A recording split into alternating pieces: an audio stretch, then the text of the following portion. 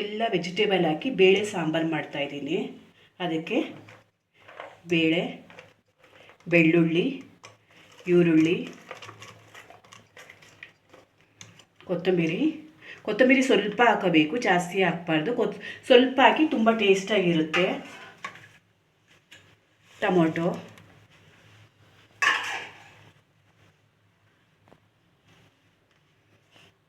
ಅರಿಶಿನ ಪುಡಿ, 1 ಚಮಚ ಖಾರದ ಪುಡಿ,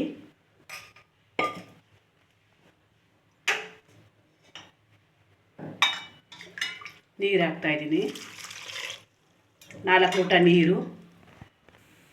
ನೋಡಿ, ಕುಕ್ಕರ್ ಮುಚ್ಚಿ ಗ್ಯಾಸ್ ಮೇಲೆ ಇಟ್ಟಿದ್ದೀನಿ. 4 ವಿಸಲ್ ಬರಬೇಕು. ನೋಡಿ, ಒಂದು ಕಡಾಯಿ ಇಟ್ಟಿದ್ದೀನಿ. ಸ್ವಲ್ಪ ಎಣ್ಣೆ ಹಾಕ್ಕೊಳ್ಳಿ.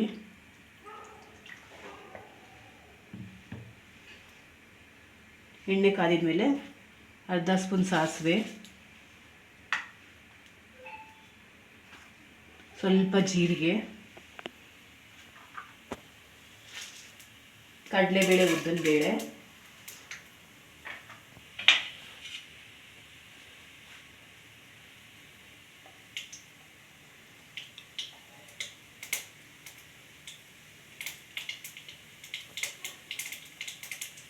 ಒಣಮೆಣಸಿನಕಾಯಿ, ಕರಿಬೇವಿನ ಸೊಪ್ಪು,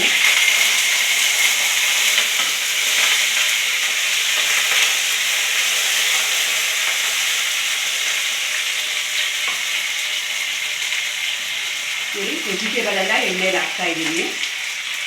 ಕ್ಯಾರೆಟು, ನೂಕಲ್ಲು, ಮುಲ್ಲಂಗಿ, ಬೀನ್ಸು ಹಾಕಿ ಹಾಗೆ ಸ್ವಲ್ಪ ಫ್ರೈ ಮಾಡಿ.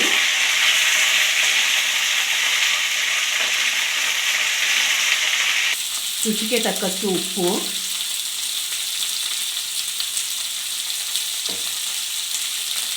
ಮೂರು ಸ್ಪೂನ್ ಸಾಂಬಾರು ಪೌಡ್ರು,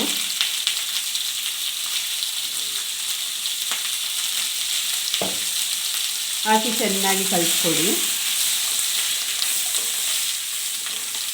ಚೆನ್ನಾಗಿ ಈ ರೀತಿ ಫ್ರೈ ಆಗಿದ ಮೇಲೆ 2 ಲೋಟ ನೀರು ಹಾಕ್ಕೊತೀನಿ. ನೋಡಿ, ಬೇಳೆ ಬೆಂದಿದೆ. ಇದು ನಾನು ಕಾಯೆಲ್ಲ ಹಾಕಿ ಒಗ್ಗರಣೆ ಮಾಡಿದ್ದೀನಲ್ಲ, ಅದಕ್ಕೆ ಇದು ಬೇಳೆ ನೀರೆಲ್ಲ ತಗೋಬೇಕು.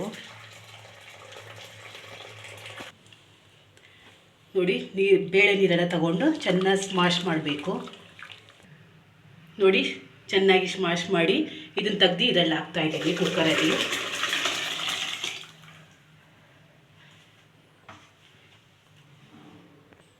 ನೋಡಿ, ಈ ಥರ ಕಲಿಸ್ಕೊಳ್ಳಿ.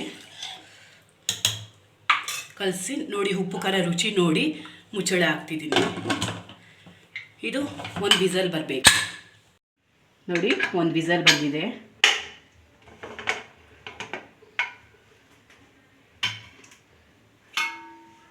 Vegetable sambar ready. ನೋಡಿ, ಇದು ಮಾಡಿ ನೋಡಿ ರುಚಿಯಾಗಿದೆ ಅಂದರೆ ನನ್ನ ಚಾನಲ್ಗೆ ಲೈಕ್ ಕೊಡಿ.